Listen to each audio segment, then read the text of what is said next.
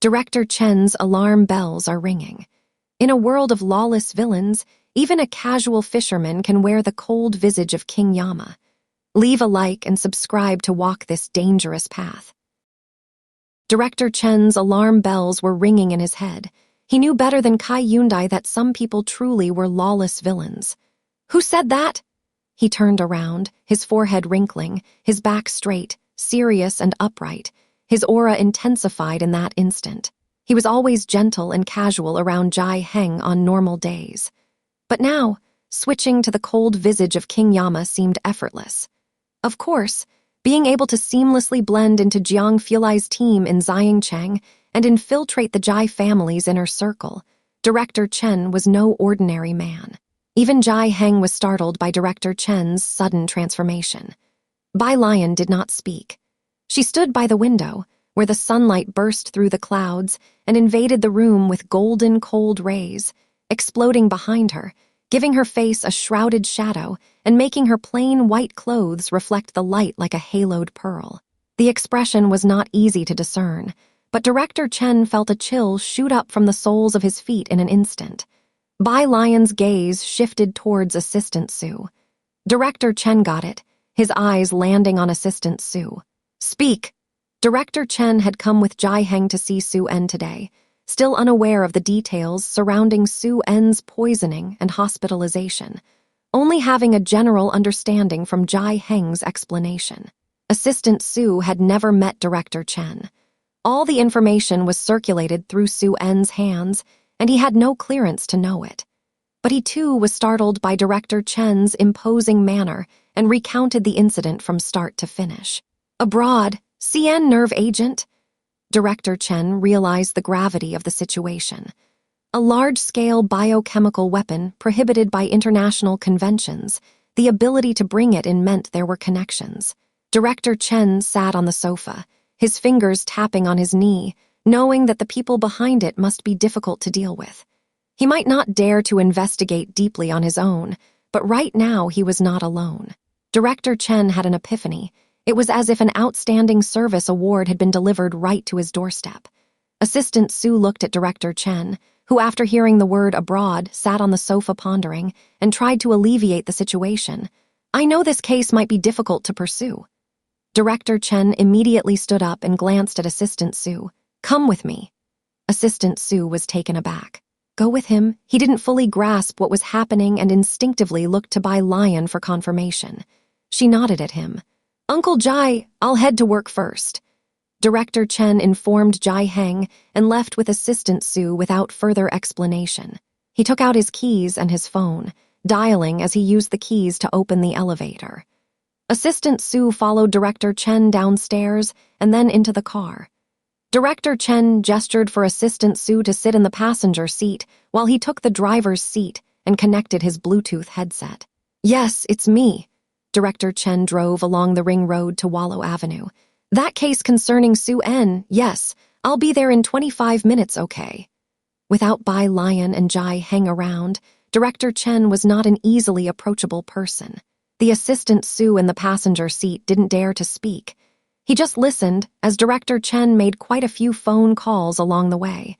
25 minutes later, Assistant Su saw a familiar building, Xiangcheng Police Station, a place he had just visited that morning. The deputy director he had just seen in the morning was standing at the entrance, and behind him were several other leaders. Su En, after all, came from Jiangjing, and when Assistant Su went to report the incident that morning, the officers took him to meet the deputy director. However, only 2 officers were assigned for follow-up. The sun was blinding in the mid-afternoon, startling Assistant Su as he followed Director Chen out of the car. To have the deputy director personally greeting them, the deputy director did not look at Assistant Su but respectfully handed a notebook to Director Chen, saying, Director Chen. Director Chen took it, glanced through the notebook as he walked inside, his strides swift. Is everyone here? Team 1 is fully on the case. The deputy director followed closely. The issue now concerns foreign documents, and some of our brothers don't have the clearance. I'll approve the cross-border documents. Director Chen entered the conference room, tossing the notebook on the table and pulling out a chair. Tilting his head at the deputy director, he said, "For those I can't approve." He sat down, tone casual. "There are others who can." Director Chen was a fast climber. There were indeed documents he couldn't approve, but he had influence. Outside, the officer who had spoken to Assistant Sue in the morning was still in charge of receiving him. Now the officer treated Assistant Sue with much more respect than in the morning. "Assistant Sue, please have some tea first. The bosses will probably be in a meeting for half an hour. Let's review the route that Mr. Sue took the week before the incident occurred, as well as any suspects you might have in mind." Assistant Sue hadn't received such treatment as tea in the morning. After everything was asked all over again, Assistant Sue watched the officer, a notion dawning on him, yet he found it hard to believe. "Are you planning to delve deeper into this case now?" "Assistant Sue," the officer glanced toward the direction of the meeting room before lowering his voice. "You even got Chief Chen out of retirement. Do we even need to discuss this case? Cheng is about to have an earthquake." The suspicion in my heart turned into reality. Chief Chen. It was really that Chief Chen. As soon as Assistant Sue left, Bai Lian couldn't be bothered to face Jai Mulin anymore. She came today to see how Su En was doing. After saying a word to Jai Heng, she left. "Dad," Jai Mulin didn't dare to speak until everyone else had left. "The Mr. Chen just now is." She remembered Chief Chen. When she had gone to see Jai Heng before, Chief Chen was always carrying a creel with him. But the Xiaochen Jai Heng had just mentioned was so different from the one she had met at Jai Heng's home. "He is a policeman." Jai Heng looked at Jai Mulin and didn't continue talking about Chief Chen, but instead questioned, "After you left the Bai family, how did Alien live? Why did she suddenly leave the Bai family?" Jai Mulin detected the tone in his voice. "She could have gone further with the Bai family. Why leave and then just go jump into the lake?" Jump into the lake. Jai Heng suddenly looked up, his cold gaze fixed on Jai Mulin. "From now on, you don't need to involve yourself in any matter related to Alien. When I am dead," Jai Heng's gaze shifted to the comatose Su En, "I would rather trust him." "Dad," Jai Mulin exclaimed in shock. "That will be all," Jai Heng said, picking up his pipe and rising to his feet, though he didn't add any more to it. But his heart felt heavy. From the time Bai Lian first returned to Xiancheng, he felt he owed her an apology, because he hadn't raised Jai Mulin well. Each one of them, Jai Sheajun, Jai Sheorong, had been educated by Jai Heng from a young age, and his wife taught their two sons literacy. But not Jai Mulin. His wife was also of the rare panda blood type, and she passed away from a difficult childbirth and excessive bleeding when Jai Mulin was born. Since then, he became reticent and focused solely on making a living for the three children, giving almost no education to Jai Mulin, who grew up under the protection of her two older brothers. She had never suffered, which indirectly caused all of today's issues. Jai Mulin was in her 40s, even having gone through a divorce, but Jai Heng felt she was too lucky and thus still hadn't grown up. Sometimes Jai Heng was relieved that Bai Lian had truly grown up, and sometimes it was inevitable to feel pity for her. The stature of a person is torn apart from the second they take on their fate. Bai Lian's calm and clarity, even sometimes her perseverance, which even Jai Heng admired. He couldn't imagine what Bai Lian had gone through to reach where she was now. She was only 19 this year, yet it seemed like she had experienced more than him. The library. Bai Lian glanced down at her phone. It was a document sent by Jin Kai. "Take a look at the contract." Of course, Bai Lian didn't understand it, so she forwarded it to Jiang Fulai. Sitting next to her, Jiang Fulai unexpectedly received a document, his slender fingertips still resting on a printout, slowly turning his head as a lock of hair fell across his forehead, not concealing the puzzlement in his eyes. "Why send a WeChat message when you're this close?" Bai Lian twirled her pen in hand, jotting down a line of numbers. After noticing his gaze, she looked over lazily, then raised an eyebrow. Jiang Fulai looked away, expressionless on his cold, pale face as his fingers opened the document. It was about a martial arts gym cooperation contract, Bai Lian's investment. Jiang Fulai paused momentarily. Then he took another careful look. No mistake, 8 million. For Xiancheng, investing 8 million in a martial arts gym was a huge sum. But for the heir who regularly dealt with billions, Jiang Fulai was silent over these 8 million. He read the contract from beginning to end, identified a few unreasonable clauses, opened the document on his phone to draft a new version, and reviewed it once again. Only then did he resend it to Bai Lian. Although very silent, Jiang Fulai had no intention of investing in this project himself. He knew that this capital was enough for the initial operation of the martial arts gym, and that this was a project entirely Bai Lian's own. Of course, Jiang Ziju would have to make a fuss about it. Those international transactions worth hundreds of millions that Jiang Fulai merely glanced over, sometimes not even bothering to look, and now a contract of 8 million that not only did he read from beginning to end 5 times, but he also personally amended it.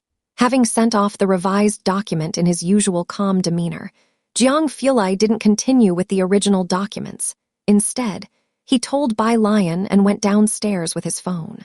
As soon as he left, the people across from him immediately relaxed. Tang Ming dared to look at the document on the table, asking Ning Xiao, "What is this?"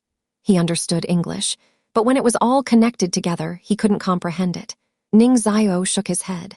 Bai Lian, who was doing her homework, glanced casually and answered, "It's about constructing xenon gas for double beta decay."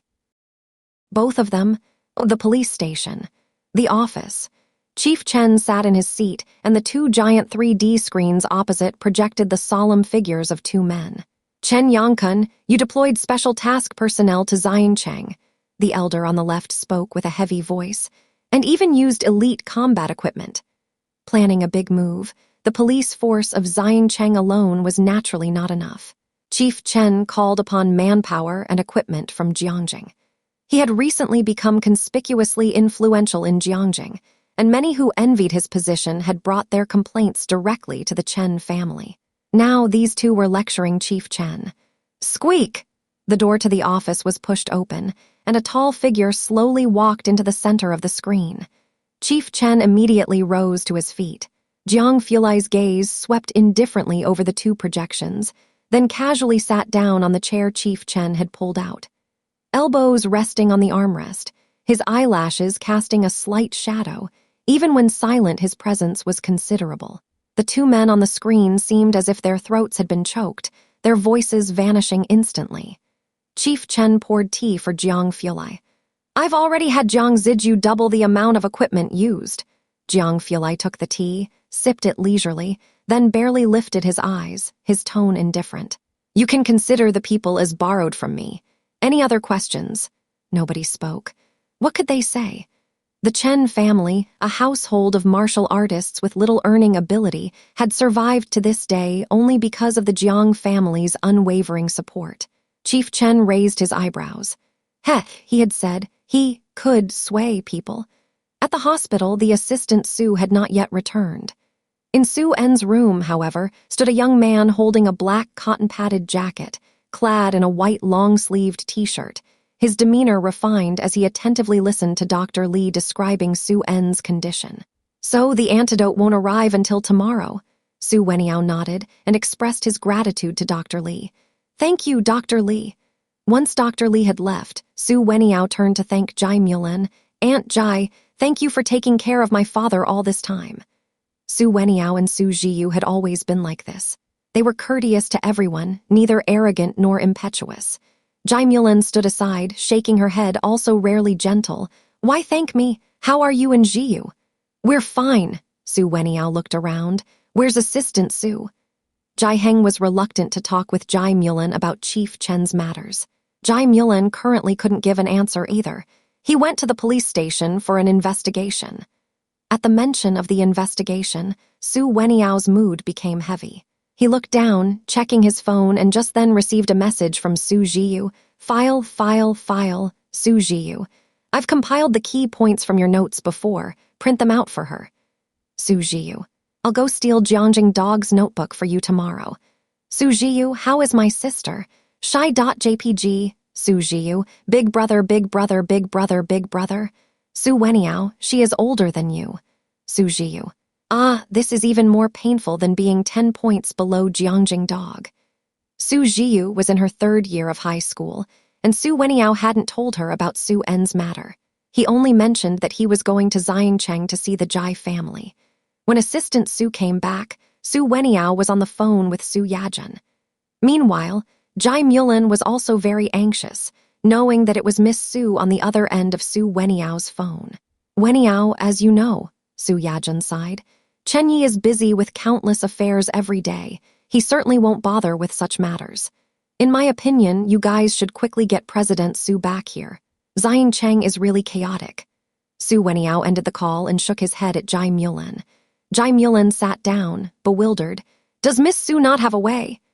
Having known Su En for so long, she understood that this Miss Su was someone the Su family couldn't currently catch up with, nor did she understand her circle. I'll inform my grandmother, Su Weniao said, as he hadn't told Mrs. Su about Su En's situation yet, fearing she couldn't bear it. I'll ask her to inquire with the Yu family. It's a matter of a word for the Yu family if they want to see that Mr. Chen. The Yu family again. Jai Mulin temporarily didn't understand all these connections, but she could tell that the Yu family was definitely not simple. Young master. Assistant Su waited until Su Weniao finished his call, then casually stated, You don't need to call the old lady. I've already met Mr. Chen this afternoon. What? Su Weniao and Jai Mulin were both shocked. Su's assistant had already calmed down. He explained the whole situation to the two of them. Jai Mulin found the setup hard to accept. Are you saying that the guy who goes fishing with my dad every day, that's the same Mr. Chen? She recollected how Chen Yongkun looked, with a fish basket hanging on his waist, treating Jai Sheijun like a brother, very casual, nothing like the important figure, Mr. Chen, described by He Wen and the others. Yes, Su's assistant explained to Su Weniao, Mr. Chen has already taken over the investigation. Don't worry. Jai Mulin sat to one side, drank a glass of cold water, but still couldn't settle her feelings. Her own father had become fishing buddies with Mr. Chen. That is, the same person she often saw in Jai Heng's courtyard. Su Weniao didn't expect it either, only having heard from Su's assistant about the Jai family right before they came. He seized the key point. Didn't you say the Jai family was just an ordinary family from Xiancheng? How could they be in contact with foreign labs? And Mr. Chen as well. Is this really just a Xiancheng family? I only just found out myself that Mr. Chen and Jai Heng are close fishing friends. But it's true that the Jai family has always lived on Purist Street. Jai Sheijun is a teacher, and they even have a son who has entered the Ren family. Su's assistant reflected on Bai Lian's carefree demeanor, truly an astonishing stroke of luck. Everything seemed so ordinary, except Mr. Chen's presence was quite illogical. Su's assistant thought for a moment and then lowered his voice, murmuring, Young master, there's going to be a change in the winds in Xiancheng. And Bai Lian wants to apply to Jiangjing University. It seems she'll be heading to Jiangjing in the future. That is, it's going to be a bit difficult for her to get into Jiangjing University. Remembering this, Su's assistant asked, How many days can you stay, and when will you start tutoring Miss Bai? Physics is Su Weniao's strongest subject, and that's also his current research field. He had been admitted to Jiangjing University as one of the top 10 in his major during the entrance exams. Su's assistant felt that tutoring Bai Lian would be a challenge even for Su Weniao. Monday, chemistry class. Although the chemistry teacher was aloof, her hair was always sticking up. It was because of Bai Lian's chemistry test paper. From scoring 100 points, she had dropped to 40. Although this test was simple, looking solely at Bai Lian's score, it was still at the bottom of her grade. But it had been less than 2 weeks since the last joint exam, and she had scored 0 then. After school, Pu Ziohen and her friends chattered about Bai Lian's 40 points. Wang Qi, with the loudest voice, announced, Alien, you have to treat us. Bai Lian listened to them calmly as she casually scrolled through her phone. A new friend request popped up on her mobile. Hello, this is he when this was the person Jiang Fulai had mentioned to her at noon. She accepted the request. He Wen replied quickly. Screenshot, it was a mathematical model. He Wen. Thank you, Bai Lian. 1. Jiang Fulai had not told He Wen specifically who Bai Lian was, so He Wen thought she was just another ordinary math genius he had found. Not far away, Director Chen, who overheard the students' conversation. Should you treat them to a meal for scoring 40 points? How dare you treat Miss Bai this way? Uncle Chen, Pu Ziohen, Ning Zio, and others greeted Director Chen. Because of the Zhang Shai's incident, the students from Class 15 were very familiar with Director Chen. Uncle Chen, you're off work so early. It's all right, Director Chen said with a smile as he waved to the students. Then he walked with Bai Lian and the others towards the Zhang family's place. Ning Zio and the others went to move the flowers first, and Director Chen, trailing a step behind Bai Lian, updated her about the investigation. We've discovered a lead and are currently gathering evidence. It's unclear how they've been trading. After contemplating for a moment, Director Chen found the connection with He Wen very odd, hard to trace. I understand, Bai Lian nodded slightly, without expressing any further opinion. Director Chen had always found it difficult to fathom what Bai Lian was thinking or trying to do. Her thoughts were more inscrutable than Jiang Fulai's. He helped the Zhang family move a couple of pots of flowers, then suddenly got a call about new developments in the case, which prompted Director Chen to leave. Are you heading to the martial arts hall? Having moved the flowers, Pu Ziohen took a camera out of her backpack. Bai Lian, head down, was carefully pruning a bunch of iris flowers. She was going to sign a contract with Jin Kai. I'll come with you. Let's take an overall shot of the courtyard first, and then we can film another one after the renovations. Pu Ziohen estimated the timing. Such renovation videos were popular. This was Pu Ziohen's new idea, to film all the shops and artisans on that street. Once the tourist route was established, the number of visitors for check-ins would likely increase as well.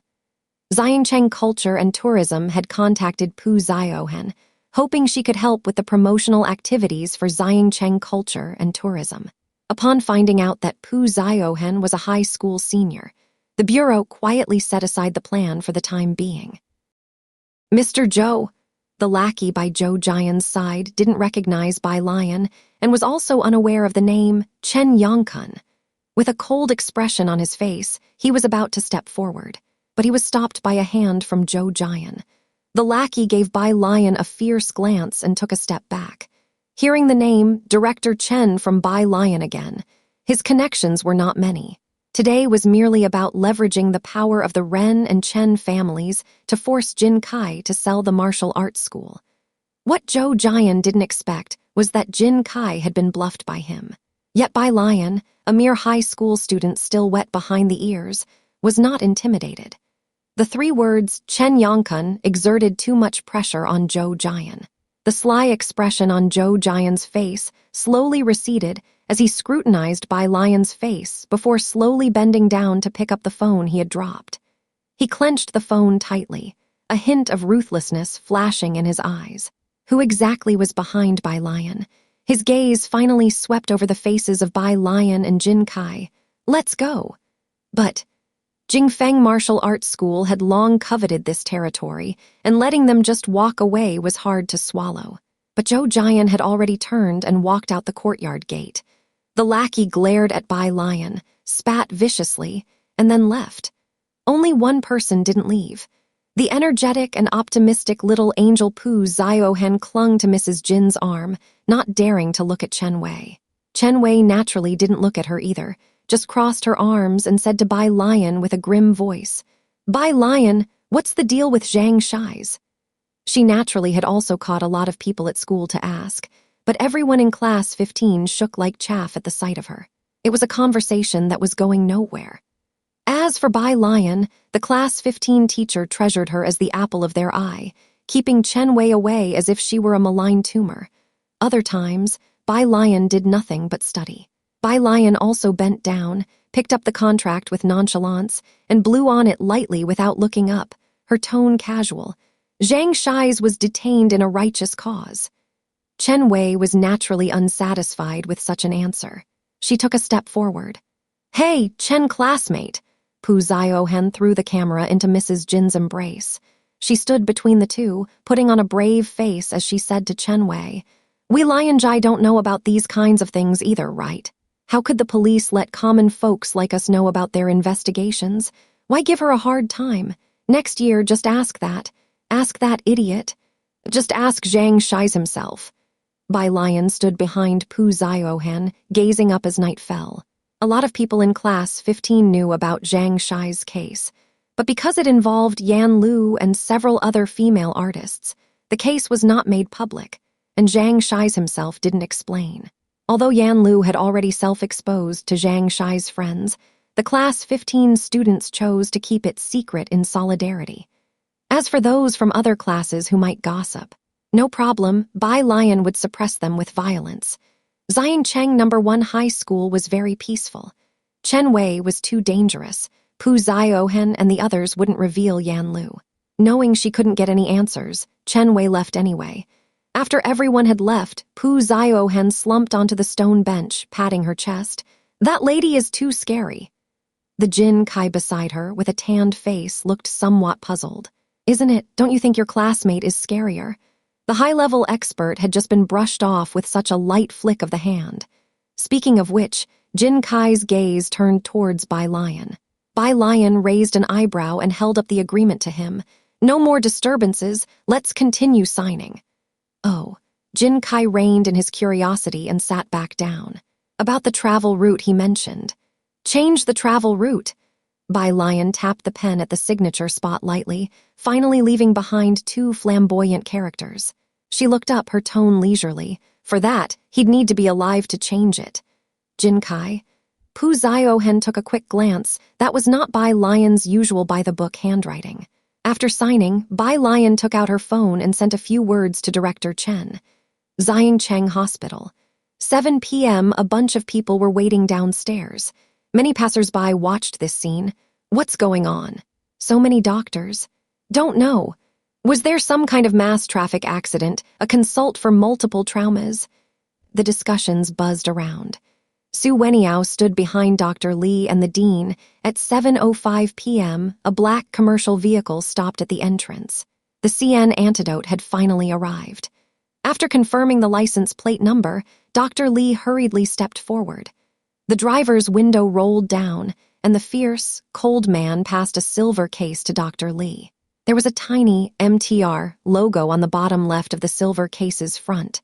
Dr. Li carefully accepted the case. The moment he took the case, the car window closed with a swish, and with a rev of the engine, the driver sped away, leaving as if what Dr. Li had received wasn't medical supplies from MTR but a bomb. Dr. Li didn't think too much of it, while everyone else's gaze was fixed on the antidote in his hands. Dr. Li, is this the medicine that can save my dad? Su Weniao asked. Dr. Li walked into the hospital. The dean followed Dr. Li. Let me handle this case for you. I'll go and call a few experts from neurology over. Since Dr. Li had been communicating with Bai Lian from the beginning, Su En was under his care, and naturally the medicine was also managed by him. Although Su Weniao and Jai Mulan were the family members, at this moment they were squeezed aside by a group of doctors and interns. In Su En's ward, Dr. Li eagerly stared at his thesis. No, at his patient. He recorded the physical symptoms, then took out the CN antidote, withdrew 1/3 of the transparent liquid with a syringe, and injected it into Su En. The dean took over the medical records from the nurse's hands and personally noted the changes in vital signs. Outside the ward, Su Weniao, Jai Mulan, and assistant Su were also anxiously waiting. 8 o'clock. Su En finally woke up, and the ventilator was removed from him. He was lucid, but weakened by the constant infusions. He lifted his head to look at Su Weniao, very surprised. How did you come to Xiangcheng? Assistant Su recounted the events to Su En. So much had happened during the 2 days he was unconscious. Su En weakly lifted his hand. Weniao, you go ask the Jai family for help on my behalf first. Due to Bai Lian's request, it was inconvenient for Su En to show himself right now. I know, Su Weniao had already arranged it. Also, keep an eye on your grandmother, Su En remembered the matter with the Yu family. He worried about Jai Mulan and urged Su Weniao, don't let them get in touch at any cost. The Yu family? Su Weniao remembered this family. They're prone to being a target, and their character, Su En paused thoughtfully, is bound to be agitated by people stirring trouble and malicious flattery. In the past, Madame Yu of the Yu family was best friends with Su Weniao's grandmother, and the Su family, being better off, had always been helping the Yu family. In the last 2 years, the Yu family had suddenly risen to great heights, their status climbing too rapidly, looking down upon their former friends and relatives. Being excessively flattered by others, Madame Yu was prone to being arrogant and self-centered. Also, Su-en remembered something else, alien. She doesn't want to come to the Su family, you need to manage that situation carefully. The next day, after school in the afternoon, my grandpa said he would like to treat you this weekend, Bai Lian said, taking a sip from the straw of her milk tea before responding to Pu Ziohan and her friends. Jai Heng was to take her to the Su family banquet today. Pu Ziohan excitedly jabbed her straw into her milk tea, then okay. She couldn't pierce through, and the sharp end even crumpled. This straw is just like a math exam paper. Why does it always do this to me? Pu Ziohan borrowed a straw from Bai Lian. Let me use your straw. Bai Lian slightly tilted her head, glanced at the straw and milk tea in Pu Ziohan's hands.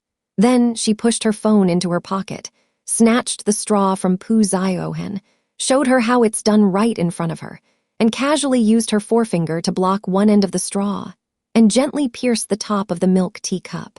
Pu Ziohan watched, dumbfounded, as Bai Lian easily inserted the straw.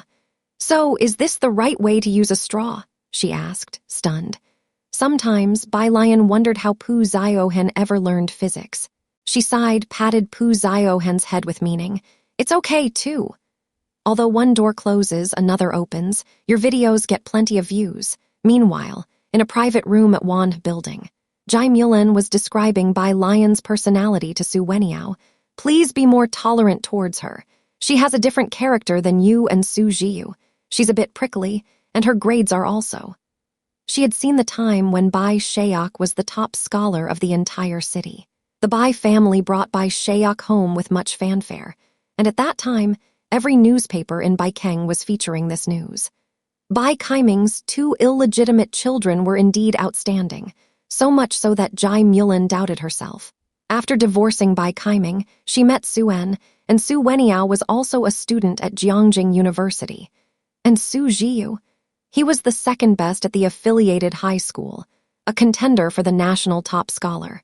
Both of them were not only excellent, but also very modest. Having met so many outstanding individuals, Jai Mulan sometimes wished irritably why Bai Lian couldn't be like Bai Shayak. Su Weniao had been listening to Jai Mulan attentively. He was unfamiliar with the affairs of the Jai family, having only learned about them through Su-en the night before, and having made further inquiries with Assistant Su. But the three of them saw 3 different personalities in Bai Lian. Su-en, very well behaved. Assistant Su, loves studying but never excels. Jai Mulan, a wastrel with a messy group of friends. Especially Jai Mulan and Su-en had almost polar opposite evaluations of her. However, Su Weniao also received a profile of Bai Lian and the Jai family. The information was sparse, simply summarizing Bai Lian's age and residence, and it seemed like there wasn't much else. Basic and superficial. As the two of them conversed, the door of the private room was knocked, and Assistant Su's eyes lit up. Miss Bai and the others have arrived. Su Weniao immediately stood up to open the door. The door opened to reveal an elderly man and a young girl. The old man held a smoking pipe, and his face was deeply lined with wrinkles. This must be Jai Mulan's father. Su Weniao bowed slightly. Grandpa Jai, hello, I am Su Weniao. Then he looked towards Bai Lian. It was not cold in Xiancheng during winter. She was neatly dressed in a school jacket, her dark hair secured with a wooden hairpin, and a white backpack draped over her shoulder, embroidered with a lazy cat.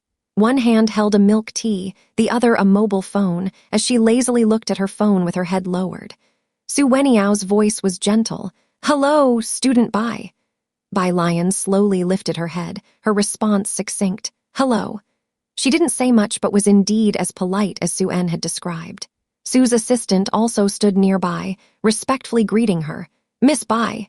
The group took their seats. Su Weniao was no less skilled at warming up the conversation than Su-en. He smiled and found a topic of interest to Jai Heng. I know there's a national treasure embroidery piece from Jiangjing, the imperial Jiangjing scenery. At the mention of this, Jai Heng paused. Then he looked at Su Weniao in surprise, his expression softening considerably. It's rare for young people nowadays to be aware of such things. While the two were talking, Jai Mulin didn't interject, because she knew even less about embroidery than Su Weniao did. Bai Lian was scrolling through her phone. Jin Kai had sent her a photo. He had finished cleaning the martial arts training ground, ordered a batch of weapons, and was discussing interior renovations. Enrollment would begin in half a month, but the training ground didn't need any refurbishing and could be lent out to those in need for some extra income. A few classmates are coming over for dinner this weekend, right? Your aunt and uncle need to shop for groceries beforehand. During the meal, Jai Heng brought up the matter and asked Bai Lian. About 8, she said. It was just Wang Qi, Ning Xiao, and a few others. Jai Heng looked at Su Weniao and explained. She scored 40 in chemistry in the monthly exam. Her classmates wanted her to treat them. Bai Lian's chemistry scores had been almost 0 all semester. This was the first time she'd scored 40.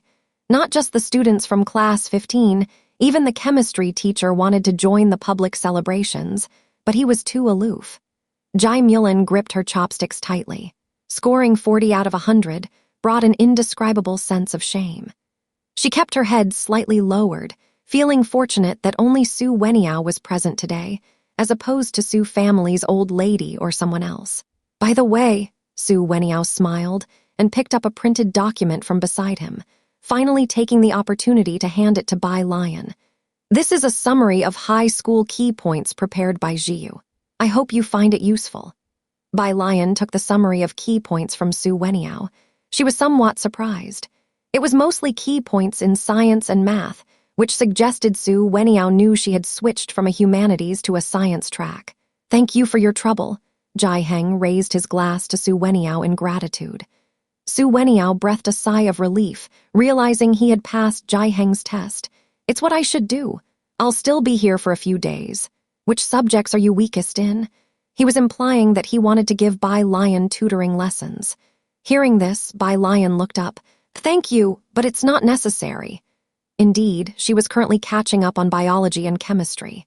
But young man, please spare yourself the effort. Weniao, don't listen to her. Jai Mulin, who had been quiet until now, looked coldly at Bai Lian. Weniao is a student at Jiangjing University. Having him tutor you is something many people can't even ask for. Then, turning to Su Weniao with a smile, she said, Weniao, I hope you take good care of her. If you really have nothing to do. Bai Lian crossed her legs, lifted her head slightly, and looked at Jai Mulin with a half-smile. Can't you just squat by the front gate instead? Jai Mulin was speechless. This time Jai Heng didn't interrupt either. Su Weniao sensed some tension. It seemed Bai Lian and Jai Mulin were not on good terms, so he remained silent. Jai Heng had drunk a bit more today, and before 7 o'clock, Su's assistant escorted him home. With the atmosphere between Jai Mulin and Bai Lian not sitting well, Jai Mulin left with Jai Heng. Bai Lian seemed to be heading to the library. She and Su Weniao were at the door seeing off Jai Heng when Su Weniao offered Bai Lian the meeting gift and asked, Are you sure you don't need tutoring? I heard from Su's assistant that you want to apply for Jiangjing University. Su Weniao had always been an excellent student and was adept at socializing from a young age, but in front of Bai Lian, he found none of his social skills useful. Understanding Jai Heng's preferences was easy, and Bai Lian's interests supposedly lay in studying. But despite skirting around academic topics for so long, Bai Lian seemed utterly uninterested. Do you still want to apply for Jiangjing University? Bai Lian twirled her phone, opening her mouth lazily. Someone else is tutoring. As she spoke, a car slowly came to a stop across the street. Su Weniao still wanted to inquire about Bai Lian's tutoring arrangements. Bai Lian waved at him. She walked to the other side and got into a car. A black business car, pretty luxurious. Su Weniao stared at the vehicle, taken aback. He remembered that the Jai family's information indicated they had always lived on Purist Street without changing locations. Was the driver a friend or a relative? Su Weniao took out his phone and snapped a photo of the license plate. Then, he opened WeChat, the account of Bai Lian he had just scanned. She hadn't accepted it yet. In the car, Jiang Fulai sat in the back seat, his computer on the table, and his slender fingers tapping on the keyboard. The light from behind shone on his face, casting a cold, jade-like curve that seemed unapproachable. "Where's Jiang-hee?" Bai Lian didn't see Jiang-hee. She held her phone and, seeing Su Weniao's request, accepted it. Jiang Fulai closed his laptop nonchalantly, honestly complaining to Bai Lian, "He's like a mushroom." Bai Lian. Jiang-hee had been in self-isolation all day, because of the ink dot on his face. When Bai Lian arrived at Jiang-hee's room, he was still crouched under the small drawing table. He must have heard the door open. He covered his ears with his hands, head bowed. Jiang-hee was relatively easy to care for considering his autism. He neither screamed nor harmed himself or others. He truly personified the term self-contained. Mushroom, mushroom, mushroom. Bai Lian couldn't stop thinking. She rid her mind of the young master Jiang thoughts and then squatted beside him, reaching out and flicking the back of his head. Sensing who was nearby, Jiang-hee slowly relaxed his hands and looked towards Bai Lian. "Have you eaten?" Bai Lian asked softly, rubbing his head, her drooping eyes unusually gentle. Jiang-hee shook his head. Bai Lian tilted her head slightly. "Then, shall we go out to eat?" Jiang-hee nodded slowly. Jiang Fulai leaned in the doorway, hand casually in his pocket, watching Jiang-hee and scoffed. "You go ahead and get busy." Bai Lian flicked Jiang-hee's forehead again and said to Jiang Fulai, "I'll take him downstairs to eat." Mondays were the busiest for Jiang Fulai, with team meetings, summaries, and setting tasks for the upcoming week. He had been at odds with Jiang-hee all day. Only now did he have time to go to the study to take care of lab affairs and hold an online team meeting. Jiang Fulai returned to the office not very pleased. Bai Lian took Jiang-hee downstairs to eat. Ming Dingheng had already set the meal and then sat on a sofa nearby, ready to take orders. Bai Lian had eaten at Wan Building and was now pulling out her homework, sitting next to Jiang-hee and beginning to work on problems. She casually placed her phone aside. Jiang-hee nibbled on white rice and glanced over, just in time to see a message displayed on the screen. "Do you really not need me to tutor you? I'm from the physics department." He began to eat faster. Chief Chen had heard that Bai Lian was here. After finishing his work late at night, he rushed over to report to Bai Lian on the progress of the case. "Miss Bai, the person you asked me to watch had some movements tonight." Bai Lian looked down and finished a problem. She nodded in acknowledgement. As expected, the progress was swift, and Chief Chen also took the rare opportunity to relax. He sat down next to Ming Dingheng and suddenly remembered something. "Mr. Ming." Ming Dingheng looked up at him. "I was listening to an internal meeting at the Chen family today." Because Bai Lian was doing her homework, Chief Chen lowered his voice.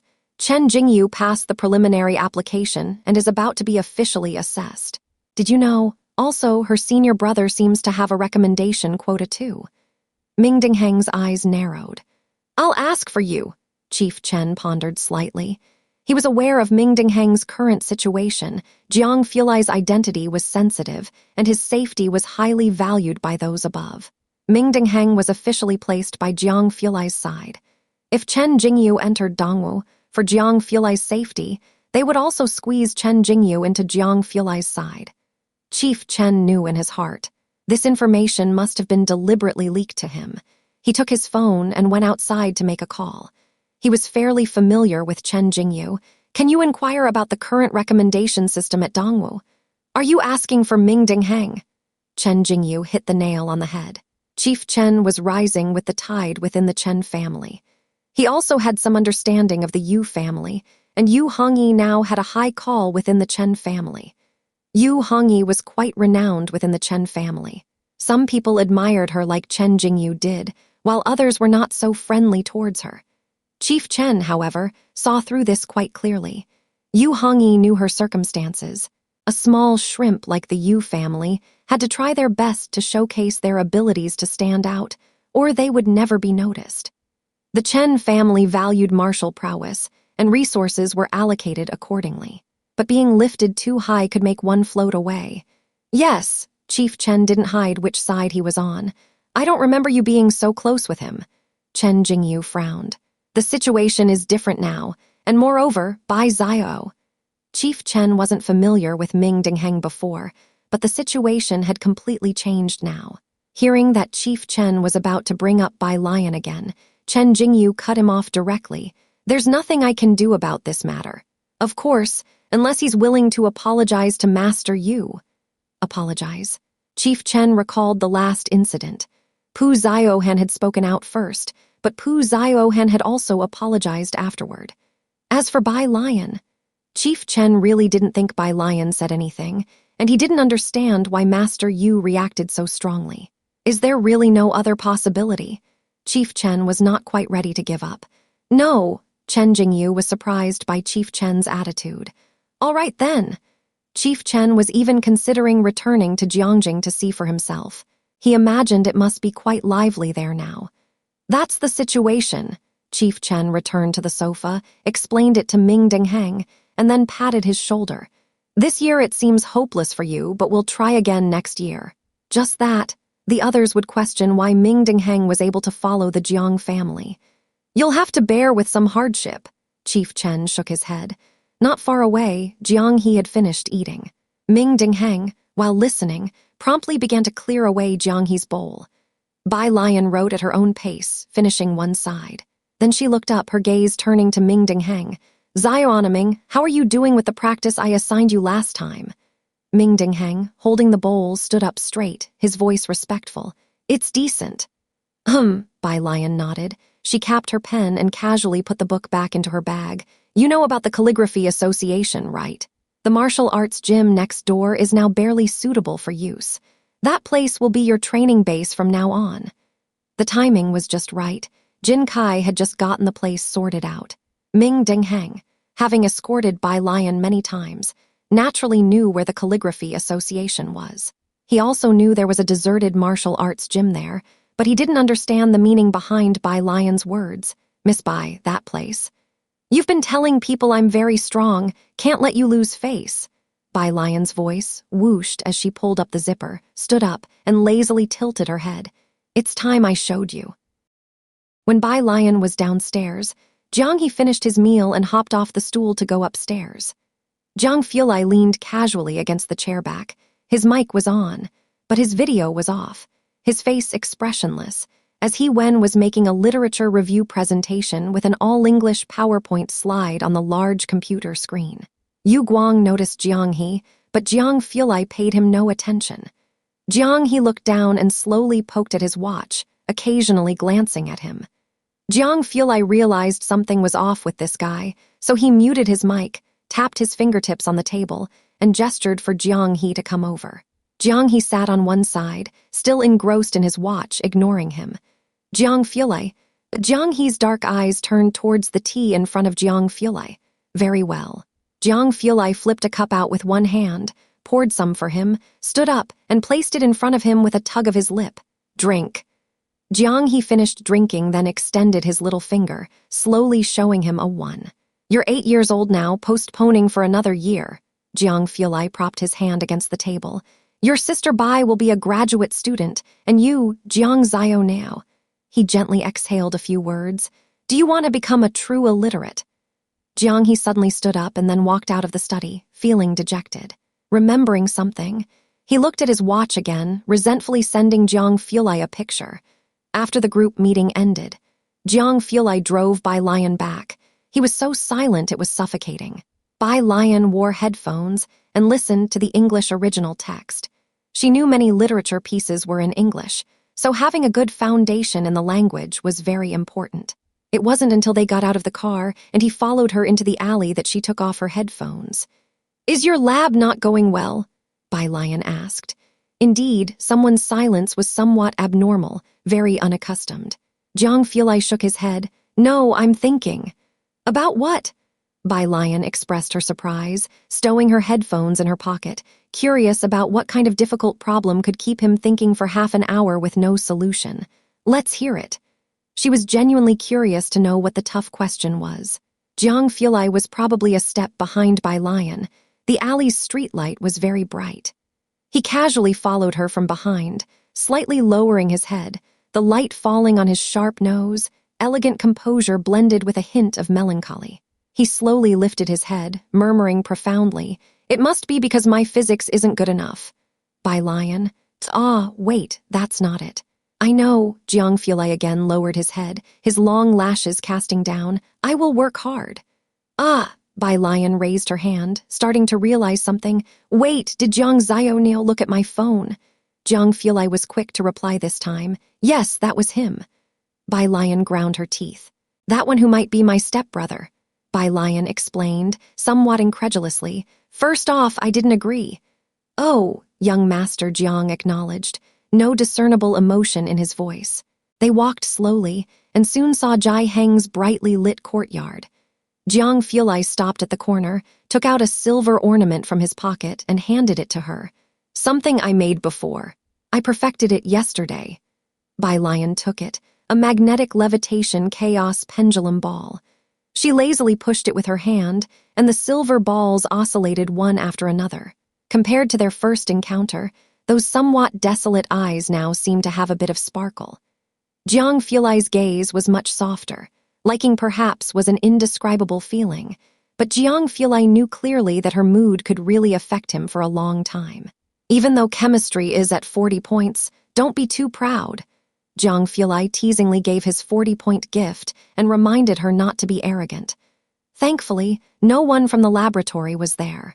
After Bai Lian returned, she placed the chaos pendulum ball on the desk, beside the blue one. After watching for a while, she took out her homework notebook from her bag to start doing exercises and felt a gift box in the bag. Su Weniao's gift for her that evening was a brooch. Bai Lian neatly arranged it in the box on the dressing table. Having seen Jai Mulan more frequently, Bai Lian gradually became calmer in her presence. She returned to her desk and pushed the silver balls again, watching them rebound and return. The hospital. When Su Weniao returned, Jai Mulan was already there. Realizing that father and son might have something to discuss, Jai Mulan went to find Dr. Li, leaving them some privacy.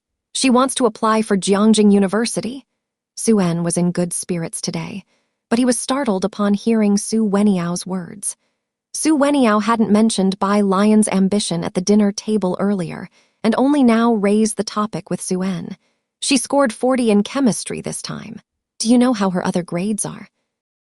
I remember it was over 400 once. Suen recalled the first parent-teacher conference Jai Heng had with Bai Lian. Jiangjing University might be tough. When you go back, see if the affiliated high school accepts repeat students next year. Bai Lian's current scores were indeed not enough to get into Jiangjing University. The two of them were discussing where to repeat the year next year. When Yu Guang saw Jai Mulan coming back, Su En shifted the topic and didn't mention Bai Lian's situation in front of her anymore. How is your exam preparation going? Whose research do you plan to pursue? He figured that Jai Mulan must disapprove of the idea of Bai Lian trying to get into Jiangjing University. Su Weniao was in his junior year and didn't yet qualify for direct recommendation for postgraduate studies. He had only participated in 2 projects in the physics department and was preparing to take the postgraduate entrance exam next year. It's about getting in first. I remember you always talking about the dean of your physics department, academician Ma, Suen said. He didn't understand physics academia, but he had heard a lot about academician Ma from Su Weniao. Beside them, Jai Mulan was silently listening to their conversation. She understood physics academia even less than Suen, and she didn't know much about Jiangjing University either. But most people inherently respect scholars. She was no different, offering a compliment. Weniao, you're so smart, you'll definitely be able to study under academician Ma. Do you even know who he is to apply to his research group? Su Weniao responded to Jai Mulan's words by shaking his head and sighing. Auntie, just being able to participate in one of his projects would be a glorious achievement on my resume. His team members are all postdoctoral researchers from Jiangjing. Su En was hearing about this for the first time. Is it that difficult? Of course, as you also know, Su Weniao said softly, who is behind academician Ma? Su En was well aware of this. The two were speaking in riddles, and Jai Mulan only understood half of it. She didn't know who was behind this so-called academician Ma, but she understood they were not someone they could aspire to reach, especially since even Su Weniao found it difficult to enter academician Ma's lab. This was simply not their circle. For Jai Mulin, the Su family itself was already a circle hard to access, and for someone whom even Su Weniao struggled to meet like Dean Ma, that was the stuff of legends. Out of reach. The next day, after school in the afternoon, Zioki waited at the entrance of number 1 high school with an effortless grace. His face still youthful at 17, he looked more like a high school student than the actual students, despite not wearing a uniform. Who is this? Pu Ziohan and others were seeing Zioki for the first time. With a polite and shy smile, Zioki said, "Hello, elder brothers and sisters, just call me Zioki." "Zioki, little brother, my name is Wang Qi." Wang Qi's eyes lit up. He stepped forward to put his arm around Zioki's shoulder, feeling good about being able to act as an older brother. Zioki responded with a light and breezy tone, "Brother Wang." The group of youngsters laughed and joked as they made their way to Zhang Ma's flower shop, where Zioki finally found the chance to talk to Bai Lian about finding partners for the solid element paste. This year's batch of solid element paste was limited due to insufficient medicinal herbs, only enough for the people of Bacter Street. Now that a new batch of herbs was becoming available and could meet the demand, the solid element paste could be supplied more widely. Ordinary pharmacies now had no way to reach the contacts on Bacter Street. So the families that were now able to get in touch with Zioki were famous and influential at home and abroad. "I'm planning to hold an auction at the bar and have the boss present. I'll invite several competitors and," Zioki said with a sense of justice, "the highest bidder will win." He hadn't even attended personally, leaving it to Mao Kun to sit in for him. Mao Kun didn't even have to say much. Just maintaining silence and mystery and quoting a number at the end was enough. That was the image Zioki had crafted for Mao Kun. Chen family? Bai Lian heard the surname and had always known that many people approached Zioki for partnerships.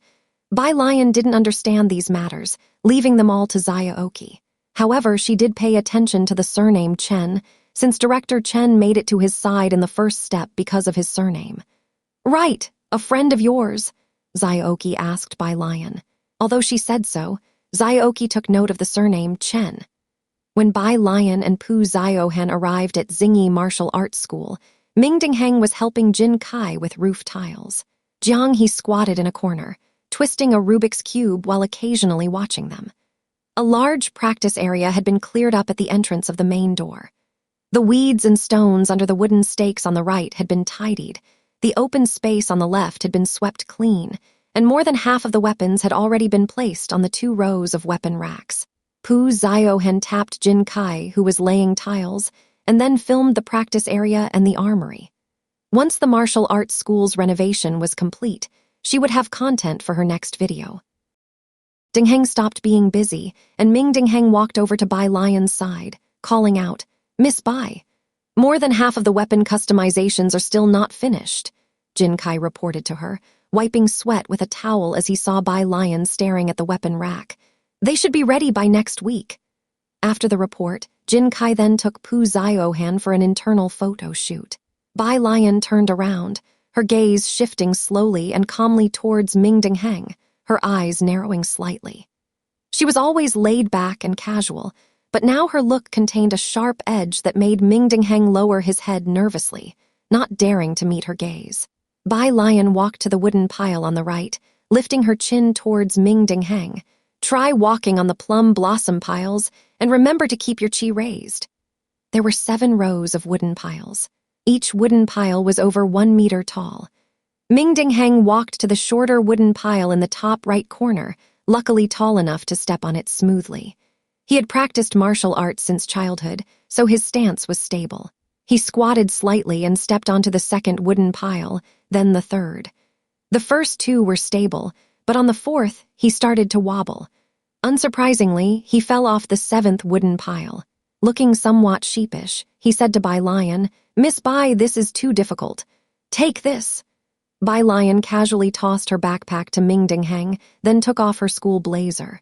Ming Dingheng caught Bai Lian's backpack steadily with both hands, then looked up to see for the first time that Bai Lian was wearing a white training uniform underneath. To practice punches, one must practice the basics first. Raising qi is about unleashing your internal strength completely, Bai Lian said, as she hung her blazer on the last wooden pile and turned her head to look at Ming Dingheng. Just like this.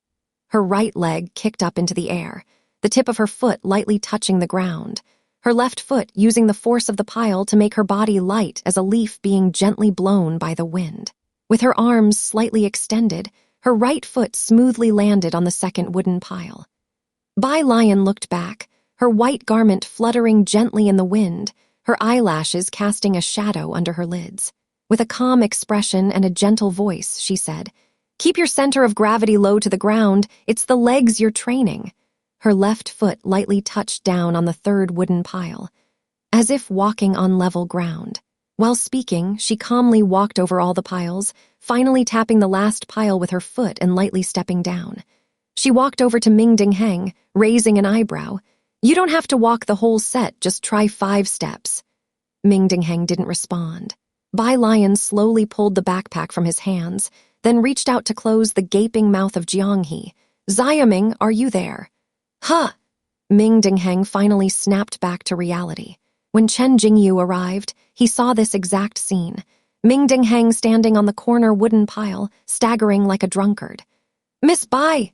Chen Jingyu's mouth twitched slightly before he approached Bai Lian with some information.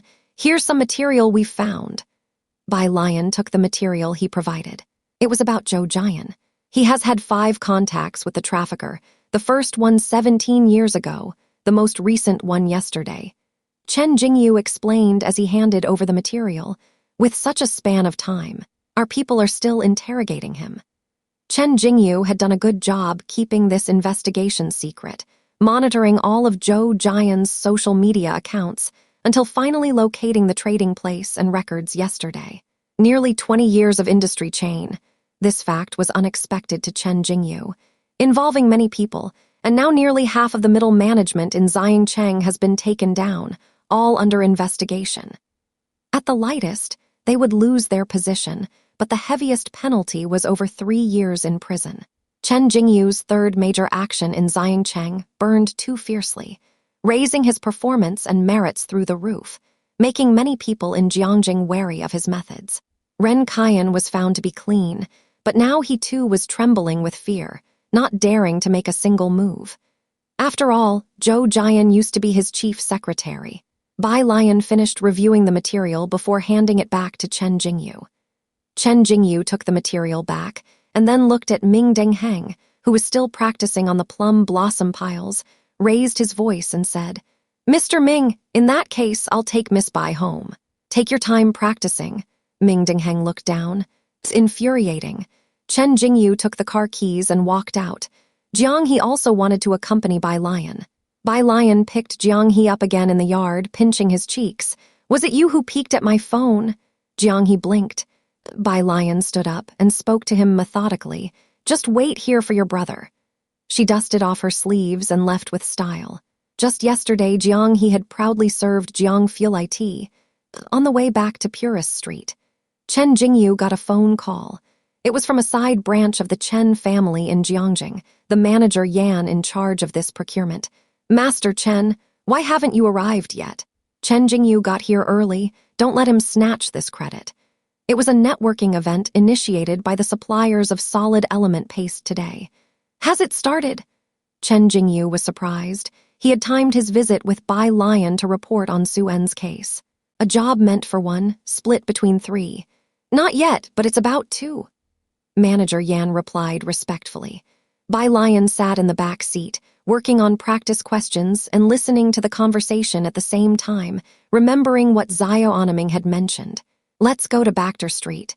There's no need to waste time taking me home." This attitude, Director Chen couldn't help but think of Jiang Fulai. He was okay with people from other countries, but his hostility towards people from the island nation was famous.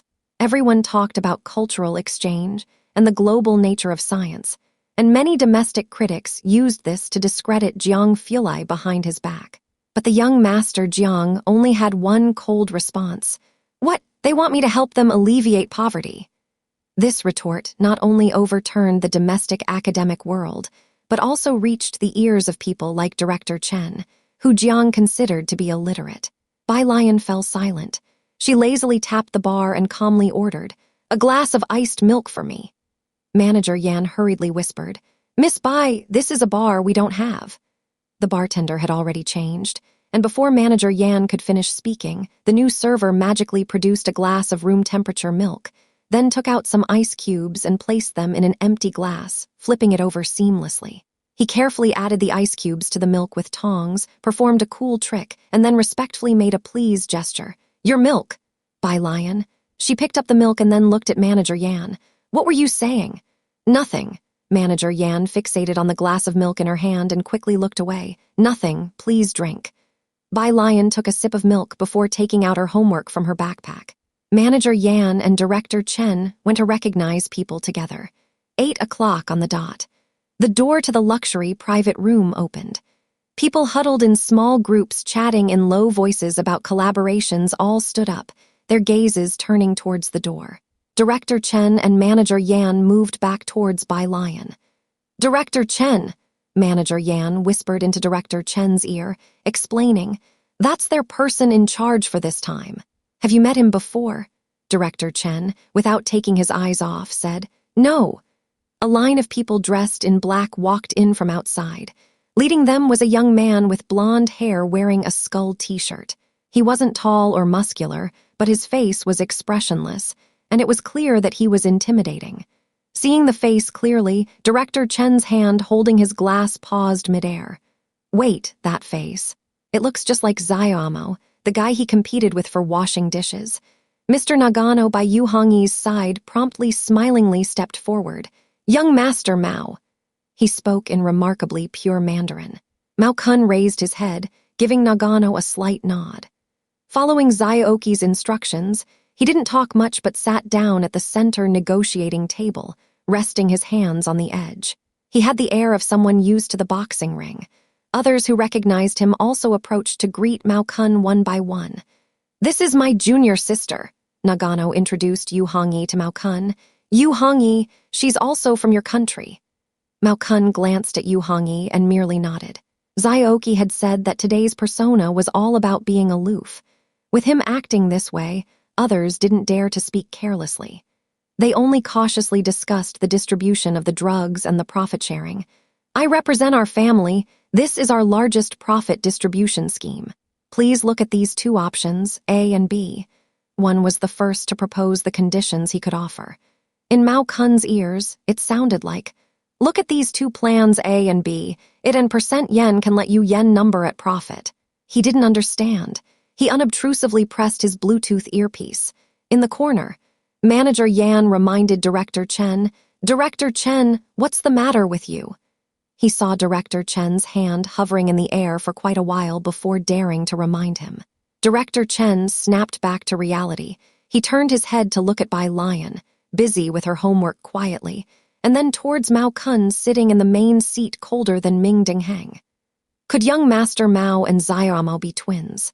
"It's nothing." Director Chen shook his head, wanting to ask Bai Lian but not daring to. Bai Lian sat in the corner continuously, writing her homework and listening intently, not speaking, until the end, when Mao Kun mentioned the two partners he was considering. Bai Lian didn't know the first one, but the second one. Bai Lian slowly lifted her head, calmly fixing her gaze on Nagano and the others not far away. Yu Hongyi and Chen Jingyu were congratulating Nagano. "Senior brother, congratulations." There was no way around it. Everyone in Jiangjing knew the Chen family needed money. Most of it still depended on the Jiang family's assistance. So, today, Yu Hongyi and Chen Jingyu mainly wanted to make use of Nagano's connections. Nagano could hardly conceal his delight, aware that Yu Hongyi represented the Chen family. "Don't worry, I have negotiated with them, and we will set aside 20% of the supply for you." "Thank you, senior brother." Yu Hongyi finally breathed a sigh of relief, knowing that she had completed the task given to her for this trip to Xiancheng. Her gaze involuntarily shifted towards Director Chen, who at the moment wasn't looking at her, but seemed to be pondering something with his head bowed. Beside him, Bai Lian had raised her head, thoughtfully watching this way. Yu Hongyi indifferently withdrew her gaze. At Bai Lian's place, Manager Yan felt happy for the Chen family, but also a bit regretful. Director Chen, it looks like Miss Yu and Chen Jingyu have already struck a deal with Mr. Nagano. Director Chen, Ed, and then as if remembering something, apologized. Sorry to have brought you here for nothing. Manager Yan was someone who rose with Director Chen. Since Director Chen and Yu Hongyi were on separate paths, Chen Jingyu was surely to be handed off to someone else. Director Chen! It was at this moment that Bai Lian suddenly turned her head. She looked at Chen Yongkun thoughtfully and asked, "What terms did your Chen family offer?" 30%, Director Chen responded reflexively. Bai Lian had just been listening to Mao Kun talking to Nagano and the others for a while. Nagano was offering a high 41%. Bai Lian nodded her head and took out her phone, found Zyaoki's profile picture, and sent a message. At the central seat, Mao Kun, sitting coldly on the chair, seemed to hear something from his Bluetooth earpiece. His gaze suddenly turned towards Director Chen's direction. Though he appeared cold, he still managed to see a familiar, ridiculous hint of Director Chen in that coldness. Bai Lian leaned back, tapping her fingertips on the table. After careful consideration, she turned to Manager Yan under the soft glow of the crystal lamp, confidently arching her eyebrow. Manager Yan, isn't it? Just go with 30% and talk to them.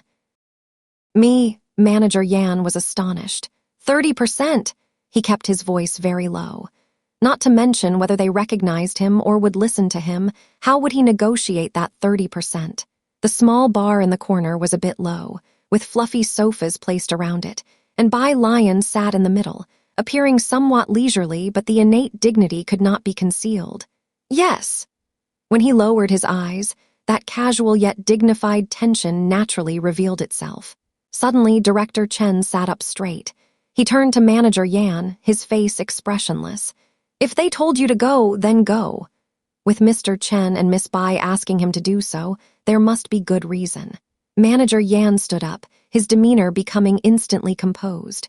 Mr. Mao, said Nagano as he laid out the documents, his petite mustache shining with joy, pleasure doing business.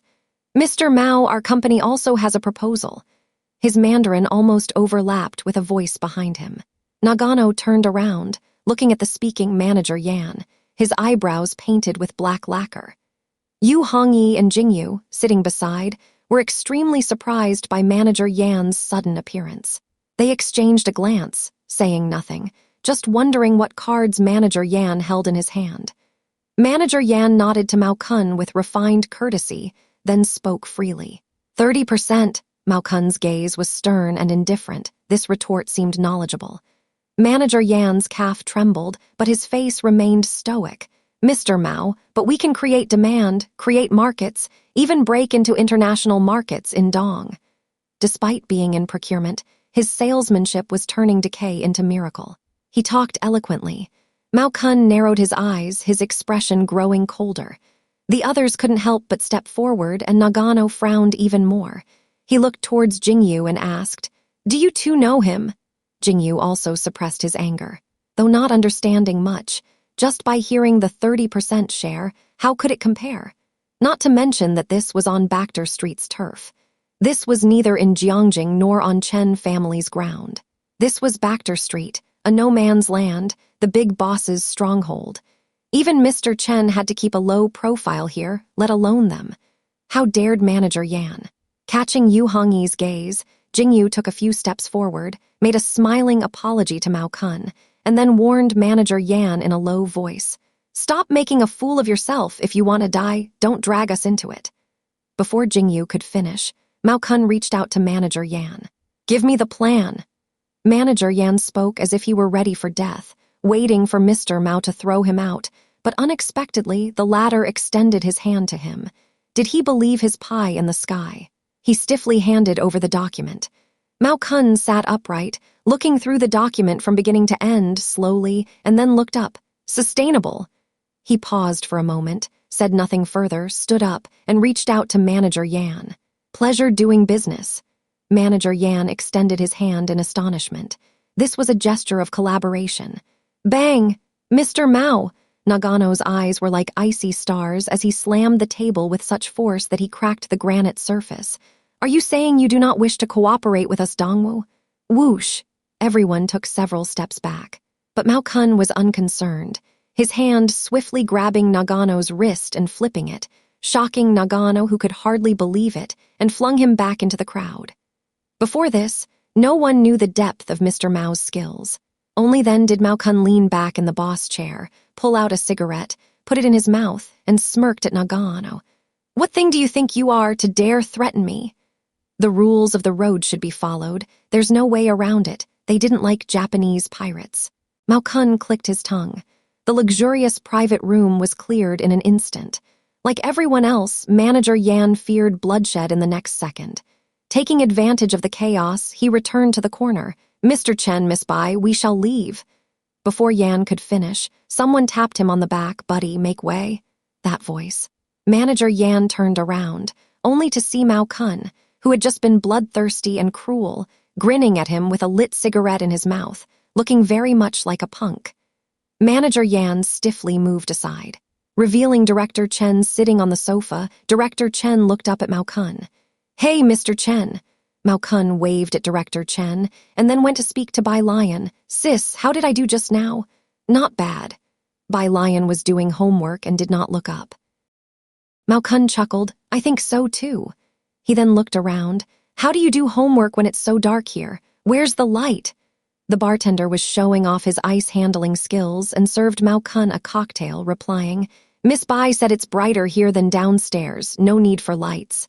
As these people were talking, not to mention Manager Yan, even Director Chen couldn't help but wipe his face, thinking in shock, Ah, it's really you, Xiaomo.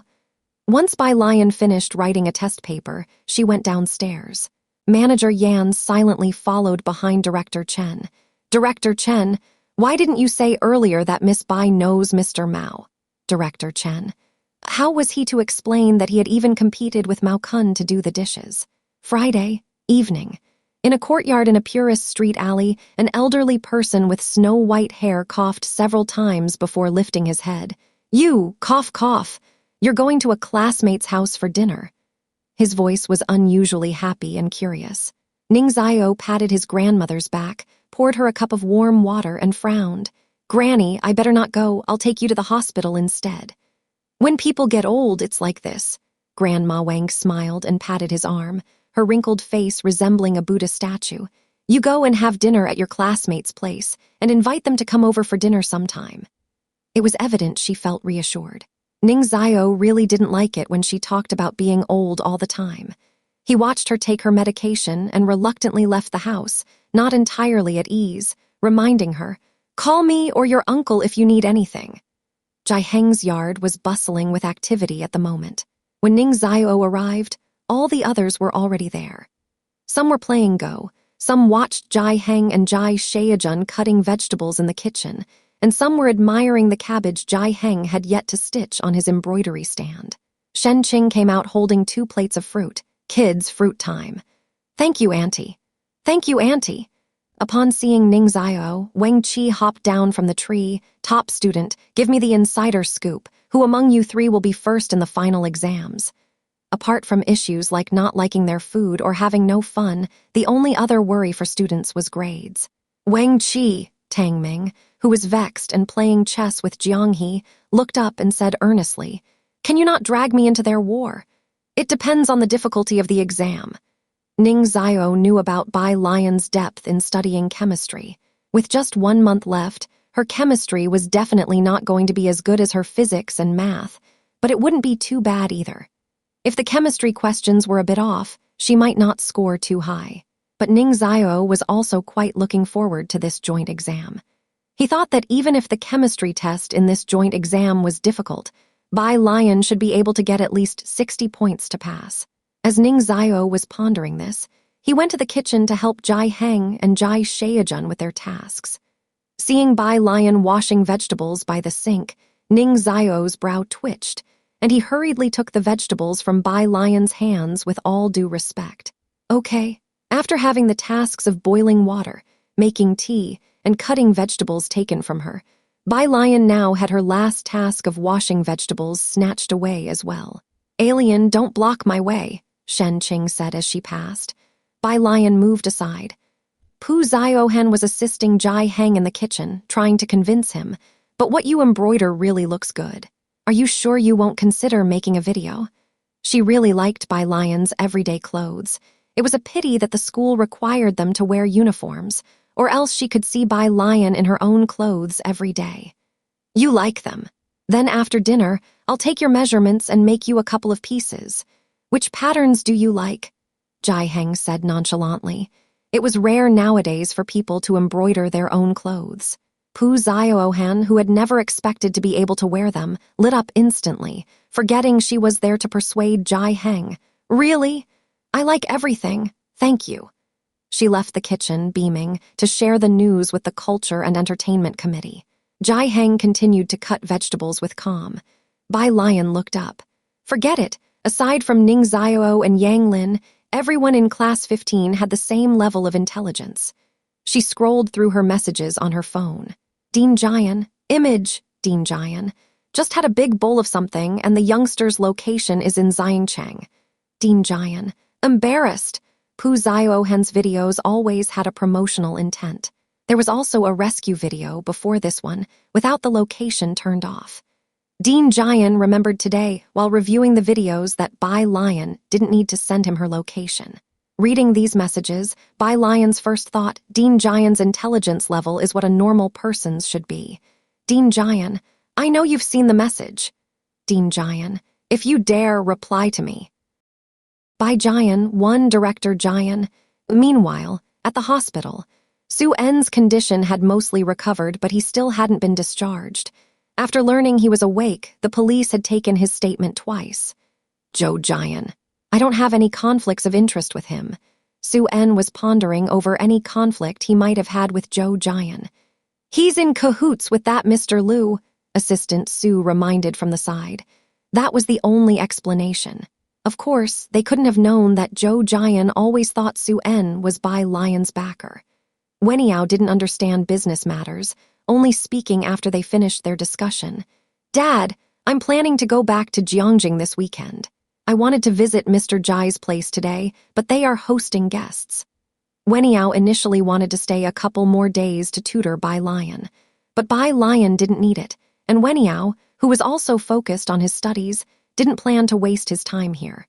"School matters are important," Su En nodded in agreement, then remembered something and asked his assistant, "Have the wedding invitations been made?" His wedding date with Jai Mulan had been set to be before the end of the year, on January 19th, the 28th day of the 12th lunar month. As the end of the year approached, there were matters at home waiting for Su En to handle. Su En and Jai Mulan were going back to prepare for their wedding. Before that, he wanted to personally deliver the invitations to the Jai family, although Su En still wasn't sure if Bai Lian would attend the banquet in Jiangjing. "They should arrive by mail tomorrow. As soon as you finish writing them, I'll distribute them." Assistant Su opened his notebook, carefully checked all the schedules. The invitations were ordered by him, and Su En had learned calligraphy, his handwriting presentable. He wanted to write the invitations himself. It was a way of showing the importance he placed on the wedding. Weniao stood on the side, sensing that Su En and his assistant took this wedding much more seriously than before. Su En was discharged on Sunday. He also finished writing the invitations on the day of his discharge, one for Jai Heng, Jai Sheajun, and Jai Sheorong each, and a separate one for Bai Lian. The time to have dinner with Jai Heng, Jai Sheajun, and Shen Qing was set for noon. 1.19. Bai Lian put the invitation in her backpack. "I might not have time." Since Bai Lian was a student, Su En specially arranged the date close to the New Year break, expecting that even senior students would be on vacation by then, but Bai Lian still said she didn't have the time. Jai Heng held the invitation, thoughtful. He viewed Su En, Bai Kaiming, and even Weniao, who was supposed to tutor Bai Lian, as much more reliable than Jai Mulan. "What are you going to do?" Jai Heng asked. "Shouldn't your school be on break by then?" "We'll have a break." Bai Lian zipped her bag, "but I have to attend tutoring sessions." Jiang Fulai had mentioned a special training camp during the winter break. She didn't know what the training camp would entail. "Tutoring?" Suen spoke up quickly. That's easy. I'll have Weniao find you a good tutor in Jiangjing. As soon as the holiday starts, you come to Jiangjing, finish your tutoring, and then go back. Weniao nodded. I know quite a few tutors. We can book them now, and Jiu and I can also teach. Jai Mulan, who had been silent, looked up at Jai Heng. That look was her way of urging Jai Heng to persuade Bai Lian. Of course, the idea greatly attracted Jai Heng. He picked up his pipe from the side and looked up. Bai Lian immediately halted their plans. Grandpa, someone's already tutoring me. This was something Weniao had heard from Bai Lian before. He hadn't voiced an opinion, but it was Jai Mulan who spoke up, her tone tinged with envy. But Weniao found the tutors in Jiangjing, and he himself attends Jiangjing University. She didn't elaborate, but her point was clear. Jai Mulan couldn't fathom that Bai Lian's tutor could be anyone other than a teacher from Xiangcheng's #1 high school, unable to measure up to ones from Baikeng, let alone Jiangjing. You're from Jiangjing University. Shen Qing, who had been quiet, looked at Weniao in shock and admiration. This was her first time meeting a Jiangjing University student. Weniao smiled politely at Shen Qing. Yes, Auntie. Jai Mulan looked down on Shen Qing's embarrassing reaction and interrupted the exchange to say to Bai Lian, You should learn from Weniao and aim for. Oh, that's a pity, Bai Lian, holding her chopsticks unhurriedly, interrupted. I only want to be a street rogue. Shen Qing nodded. Being a street rogue is good too. If you're a street rogue, you also have to work hard. She stopped herself when she realized what Bai Lian meant. Jai Mulan gripped her teacup tightly, at that moment lacking the courage to see the reactions of Su En and Weniao. With such an attitude, she was already imagining the reaction of Mrs. Su upon hearing about this. Jai Heng, Su En, and others such as Weniao, who knew she aspired to attend Jiangjing University and was working hard towards it, remained silent. Jai Shaojun looked at Jai Heng, finally understood. Why Jai Heng said Bai Lian weighed 180 pounds, because the extra 80 pounds were pure defiance. Alien. Jai Heng tapped the table with his pipe, coughed, and gestured for her to tone it down. What street rogue nonsense. Bai Lian put some veggies into her bowl before speaking lazily. There really is someone teaching me. I have to go to the library with him later. After the meal, Bai Lian was off to the library. This time, Su En had invited Bai Lian and the others to his temporary residence for a meal, an individual bungalow, which was somewhat distant from the library. He's coming over, Weniao was surprised. He was eager to find out who was tutoring Bai Lian. So after the meal, Weniao went out with Bai Lian, curious to see who it would be. Jai Heng was still drinking at the dining table. Both parties had timed their plans with precision. The moment Bai Lian stepped out the door, a blue car drove up from the end of the road, stopping right in front of them. What shocked Su Weniao was, the car had a Jiangjing license plate.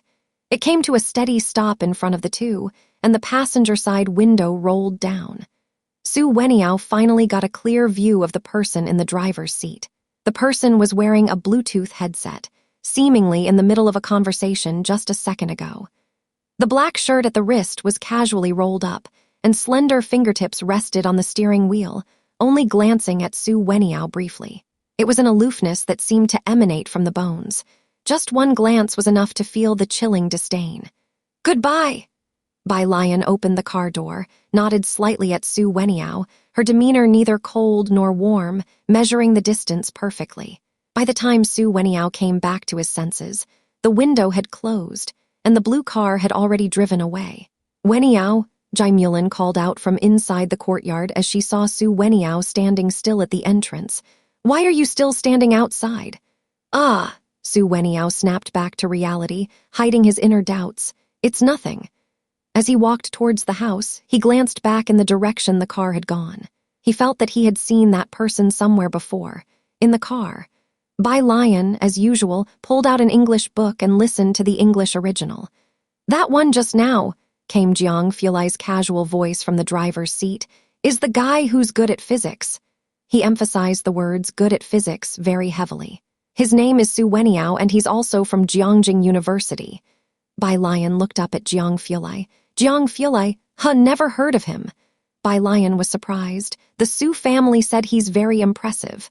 Jiang Fulai spared her a glance. You heard. Then you've heard a lot. What else did you hear?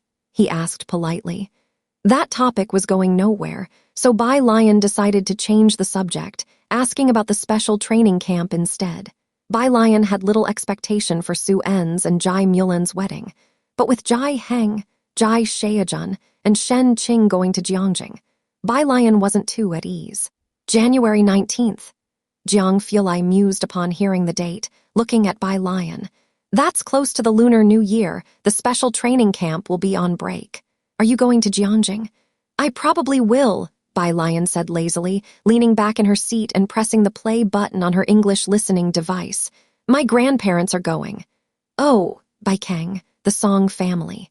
Madame Song received the wedding invitation from Jai Mulan. Jai Mulan was quite well known at Bai Keng University back in the day, and Madame Song, who hadn't made it into Jiangjing University, also attended a university in Bai Keng and was Jai Mulan's roommate. When Jai Mulan married into the Bai family, and she into the Song family, the two of them could be considered close friends. Later, when Bai Kaiming had an illegitimate child, Jai Mulan left Bai Keng in disgrace, becoming the butt of many jokes. Now Jai Mulan was remarrying, and to someone from Jiangjing again. Of course, Madame Song would not be omitted from the invitation list. The Su family? Madame Song was also quite surprised by the invitation. Her luck! It was remarkable that she could remarry so well. She had married down to the Song family from Jiangjing, while Jai Mulan, after leaving the Bai family, turned right around and got married in Jiangjing. Looking at the gilt-edged opulence of the wedding arrangements, it was still a renowned hotel in Jiangjing. It indicated that the Su family regarded Jai Mulan with no small measure of esteem. Mr. Song, not being from Jiangjing, didn't know much about the Su family.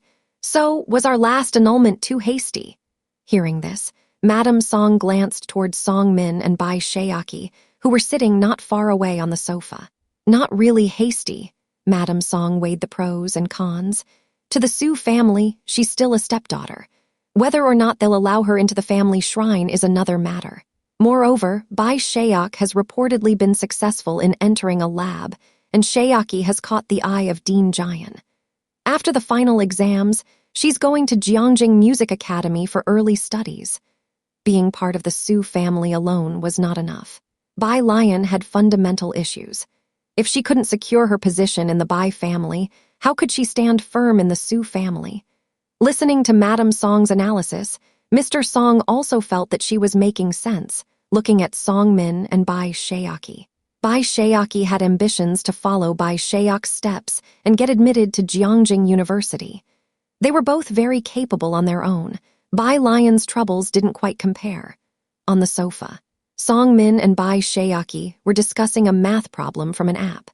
They had stopped doing the problems from Bai Keng High School and now focused on app problems, consulting Bai Sheak on anything they didn't understand. Their math scores had improved a lot in the past 2 months. Why hasn't God Shan done this problem yet? Bai Sheaki was staring at the final math question on the app. On the phone screen, a bunch of people were wailing. Liang God says he can't do it either. Who came up with this problem? It's so twisted, God Shan hasn't shown up in 800 years. What on earth is the big God up to lately? Bai Lian had no idea a group of teachers were discussing her grades. She was reading in a milk tea shop at the moment, and Kai Yundai sat opposite her with a cake, signaling her to try a new product while his gaze fell upon the stack of fur papers in her hand. A casual glance was all he intended. But after seeing the contents, Kai Yundai choked on his cake, then immediately grabbed a piece of paper to wipe his mouth. Are you reading a literature review?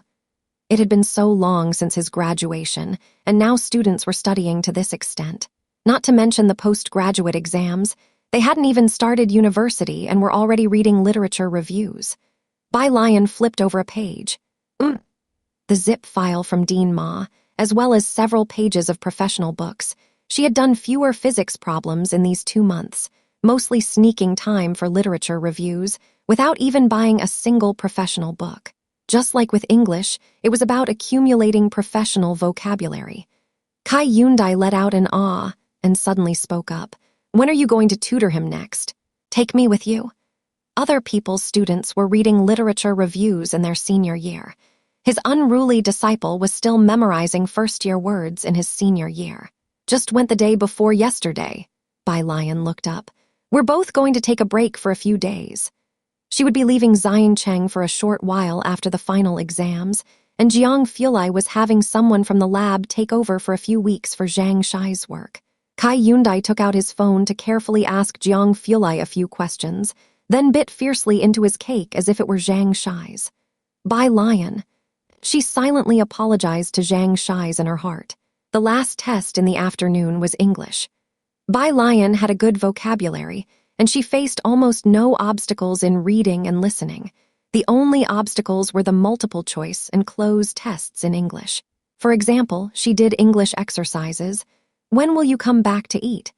We come back and now B immediately C, and a while D right away. Most of her previous scores were lost on such types of questions, and as expected at a glance, she saw several of this kind.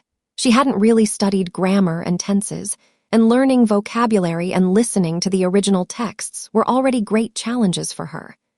After completing all the questions, she relied on her first instinct for the uncertain ones and didn't change the others. With half an hour left before school ended, and she finished shading her answer sheet, Bai Lian turned in her test early and left the examination room. Those in the same room were accustomed to this scene. After glancing up, they numbly returned their gaze to the reading comprehension that was almost impossible to understand. Outside the school gates, Jiang Fulai parked his car at the intersection. He had turned off the engine and was speaking with someone on the Bluetooth earpiece. When he looked up, he saw a girl coming out of the main entrance, her light blue dress gentle and elegant, a breeze gently brushing her cheeks, as though the raging sea had returned to calm. Wait for me, I'll call Auntie. Bai Lian approached and methodically tapped on the passenger window, then tossed the rolled-up document through the car window and went back to Zhang Ma's flower shop to pick up the bouquet of iris flowers trimmed the day before. Zhang Ma had already wrapped the bouquet. She was going to the set with Bai Lian today and had even brought soup for Yan Lu. When she returned, Jiang Fulai's car was still in the same spot. The person on the other end of the Bluetooth, hearing someone daring to ask, young Master Jiang to wait, didn't dare speak another word from beginning to end. The filming for Great Yang in Xiancheng was almost finished, and they would return to Jiangjing to shoot the other half of the scenes at the end of the year. When Bai Lian arrived, Yan Lu's assistant was waiting for them at the door. The assistant was a young girl. It wasn't her first time seeing Bai Lian and Zhang Ma, but seeing Jiang Fulai following behind Bai Lian, she seemed somewhat constrained.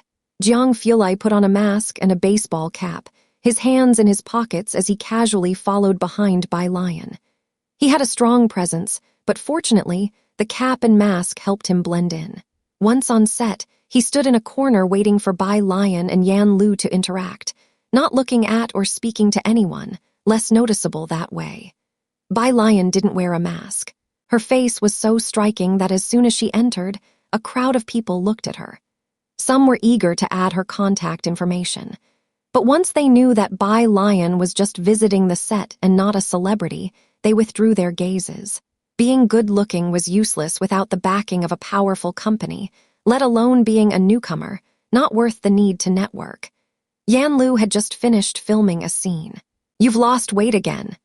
Zhang Ma squatted on the ground, opened the insulated pot, and poured a bowl of soup for Yan Lu. Yan Lu massaged her shoulders, her face showing obvious signs of fatigue. She had many scenes in Xiancheng, all involving horse riding and fighting, and without any use of stunt doubles, every day was filled with intense performances. When Chu Yue's assistant came over from behind, he saw the medicine on the desk still untouched and glared fiercely at Bai Lian. The next scene involved a fight between Yan Lu and Chu Yue. Yan Lu had to fight Chu Yue while on horseback, but since Chu Yue couldn't ride, he sat on a shorter prop horse, wielding a spear for the combat scene with Yan Lu. The martial arts instructor was commanding Chu Yue from the sidelines, but the gap in skill between Chu Yue and Yan Lu was somewhat large. Yan Lu, are you trying to spear me to death? Stuck in the middle, Chu Yue's face darkened, and he said coldly to Yan Lu, can you stop waving that spear around? My eyes hurt. The people nearby did not dare to speak. The martial arts instructor was also silent. Anyone with a clear eye could see that the problem was with Chu Yue. Chu Yue was currently a popular traffic star, a celebrity under the nation's largest entertainment company, Tianhuan. With merely average acting skills, Wan Qiushin had made an exception for him to join the crew owing to Tianhuan's influence. He was playing a male character number 5, a role that didn't require much acting, and had recently joined the crew. Such a traffic star, known for a big temper and making trouble, often acted out. Wan Qiushin couldn't afford to offend Chu Yue and could only turn to Yan Lu. Yan Lu, make your expression a little better. Take 291, scene 5. Bai Lian stood on the side, remembering Yan Lu's lines and positioning perfectly. In contrast, Chu Yue either messed up his lines, his facial expressions, or his movements. Be careful, on the 5th take. Chu Yue's spear almost poked the horse's eye. The steed, startled, reared up high. Since the martial arts instructor was near, he quickly went to grab the horse's reins. However, a figure in light blue was even quicker. The martial arts instructor and the director stared blankly in front of the camera as the girl in blue with ink-black hair grabbed the bridle with her pale, delicate fingers, gently patting the startled white horse, which suddenly calmed down. Her eyes and brows lowered. The moment she grasped the bridle, there was a languid strength that was hard to articulate. Yan Lu, can you actually ride a horse? Chu Yue's face darkened. He was handsome, but at this moment, he was a bit angry with embarrassment, blaming Yan Lu for not knowing how to ride. Being supported by strong backing and enjoying popularity, no one in the crew dared to challenge him. Wan Qiushin was also visibly displeased. Are you all right? Bai Lian's expression unchanged, she looked up only at Yan Lu on the horse's back. Yan Lu shook her head. Only then did Bai Lian nod. You, come down. Yan Lu, with her cold and exquisite appearance, never refused Bai Lian, not even asking why, and directly leaped off the horse. Bai Lian took over her spear, then caught hold of the reins, lifted her left foot into the stirrup, casually pressed her right hand against the back saddle, pushed off the ground lightly, and with a leap, she gracefully straddled the horse's back, sitting steady. With the reins in her left hand and her body upright, she held the long spear at an angle with her right hand, the blue hem of her dress fluttering in the breeze. Her dark eyes slowly lowered, her spear pointed at Chu Yue, exuding an imperial contempt. She doesn't know how to ride. I'll demonstrate it for her. Casually, she looked over at Yan Lu. Watch closely. Having said that, she tightened the reins, and the horse, as if understanding her command, burst toward Chu Yue with a wild rush. The speed of the charge lifted Bai Lian's dress hem, sleeves, and the orange light that reflected from her hair in the sunset. With the majestic horse gallantly moving forward, the girl's spear bore the force of thunder, fainting before pressing down slightly, the tip like a dragon emerging from its lair, a glint of cold light thrusting straight at Chu Yue's right hand. Chu Yue didn't even have time to react. Bai Lian's advanced so quickly that the martial arts instructor stepped aside. Chu Yue's right hand also held a long spear.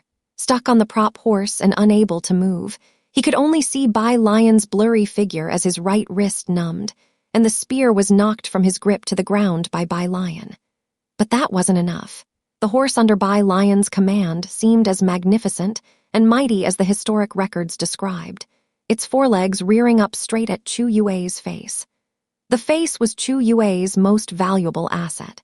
He couldn't even scream, instinctively bringing his hands up to cover his face, closing his eyes.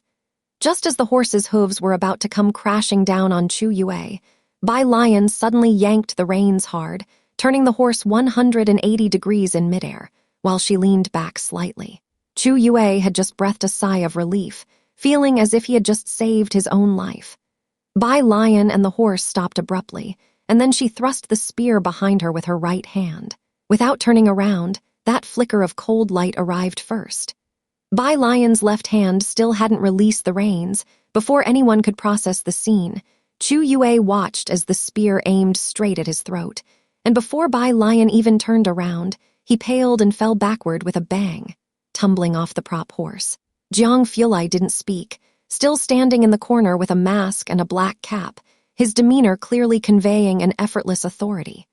The crowd quieted down, perhaps then noticing the innate sense of command around him. Wan Qiushan suddenly stood up from the director's chair with a thud. Only then did Bai Lian leisurely turn around. She ran her fingers through the reins and methodically retrieved her spear, twirling it in her hands, causing her dress and the red tassel on her spear to sway with the breeze. She cast a casual smile toward Chu Yue, who had fallen to the ground. "Do I need to demonstrate for Yan Lu again?" Wan Qiushan felt that this was the kind of spirited dignity he had envisioned. Even in the face of a sudden storm, she could ride the wind for 90,000 li. "But director, just 2 months ago you used me as an example for others to demonstrate, and after the performance you would say perfect, beautiful, that's the way. And now it has become, Yan Lu, you still have a lot to work on." Yan Lu couldn't help but laugh and cry, "Director Wan, I'll work hard." "Keep it up," Wan Qiushan encouraged her. Yan Lu nodded gravely, aware in her heart that to reach Bai Lian's level, she was far from ready. In this lifetime, it would be impossible, considering her presence alone was greatly lacking. She walked outside. Yan Lu's assistant followed behind her, trembling with fear, her eyes dark from worry, murmuring, "Sister Yan, what should we do?" "Great Yang's production team won't replace you, will they? Even if they don't, Chu Yue's fans will boycott you. Tianhuan is the largest entertainment company in the country, with its headquarters in Jiangjing. Backed by a big tree, compared to them, Starlight is just a little shrimp." The young assistant hadn't witnessed much of the world and was genuinely scared. Jiang Fulai glanced at the two. "What exactly are you two scared of?" "Ah," the clueless assistant mumbled. "Tianhuan Entertainment, who in the circle isn't afraid of them? Remember this, while you are playing this role, I want you to toughen up." Jiang Fulai passed by Yan Lu, paused, and casually glanced over. "As for that Chu Yue," he let out a light sneer. "Not even worth commenting on." Jiang Fulai continued walking forward. These two, one inside the prison bearing humiliations, the other outside the prison doing the same. Yan Lu calmed down. She was the person with the least backing and connections in the entire crew. The crew had been testing Yan Lu from the first day, leading to today's blatant oppression. Yan Lu had finally gotten this opportunity, and she didn't want to let anyone down, whether it was Bai Lian, Zhang Shai's, or even Zhang's mother, so she bore it all. Compared to other things, this was nothing to Yan Lu. She knew that not being famous was the original sin. Yan Lu stood there for a while, her gaze gradually firming up. She caught up to Bai Lian. "Why am I taking a leave absence? Have you forgotten that, aside from being an actress, you now have another identity?" Bai Lian was taking out her phone, walking toward the car. She had said before that she would write a song for Yan Lu, and Bai Lian had written it before the exams. She hadn't reached out to Yan Lu, worried about affecting the shooting schedule. Today, Bai Lian came to see Yan Lu because she had to leave Xiangcheng for a trip and wanted to discuss recording the song with her. Unfortunately, she encountered this incident, so Bai Lian boosted the songwriting priority several notches, placing it before biology, but after chemistry. After speaking, she looked down and sent a message to Dean Jian. Yan Lu will be in Jiangjing to record Autumn again tomorrow. This was a new song written by Bai Lian, with the arrangement still done by Jian Zhangyu. Dean Jian. Earlier than planned. Bai Lian had originally intended for Yan Lu to record the song after the new year, focusing on acting for now. The current situation had changed, and Bai Lian realized how important it was for Yan Lu to establish a strong foundation in the entertainment industry. Bai Jian plans have changed. Jiang Fulai unlocked his phone and offhandedly sent a message to Jiang Ziju. "Jiang Ziju, Chu Yue, what's that supposed to be?" Jiang Fulai. "Don't know." Young Master Jiang didn't have the time to research such matters. "Great Yang production team." The assistant director furrowed his brow. "Director Wan, Chu Yue said that unless the production team and Yan Lu apologize to him, he won't come back to continue acting." Chu Yue is a trending star, the chosen one greatly promoted by Tianhuan, which is keen on making him a top-tier celebrity. So even though Chu Yue's acting skills are not quite up to par, Tianhuan still insisted on shoehorning him into the Great Yang crew. Now that he's left the crew, his fans would surely storm the production. Most importantly, Tianhuan might use public opinion to force Yan Lu out of the production team. Wan Qiushan was also scared. He took out his phone and found one contact, the team's biggest financier, with nothing but a dark profile picture. After realizing who it was, Wan Qiushan didn't even dare to speak to him. But Yan Lu genuinely was an actress he had high hopes for. He didn't want to lose her to Tianhuan's tactics. He hadn't even dared to inquire yet. Suddenly, that dark profile picture had a few unread messages. Jiang Ziju, I hope your production team understands one thing. Jiang Ziju, Miss Yan Lu is there to act. Seeing these messages almost scared Wan Qiushan to death. Who would have known that Yan Lu, who worked diligently and studied humbly within the crew, had such a backer? No, with that kind of backer, why wouldn't you walk with more swagger? Why be afraid of Chu Yue? Chu Yue didn't wait for an apology from the production team and Yan Lu when he got back. Instead, he received a notice of contract termination.